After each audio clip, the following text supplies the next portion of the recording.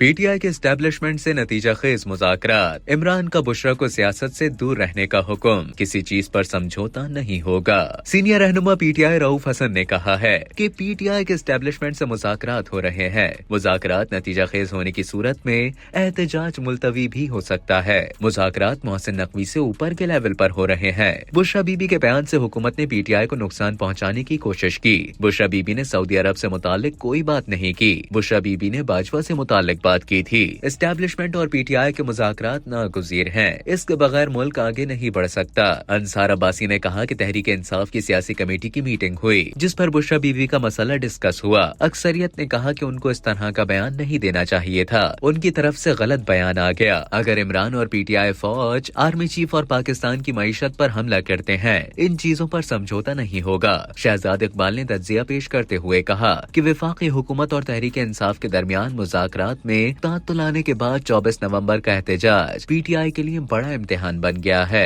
Senior रहनुमा PTI Rauf Hasan ने कहा कि बुशरा बीबी ने अपने बयान पर वजाहत जारी की है। बुशरा बीबी ने बाजवा से मुतालिक बात की थी।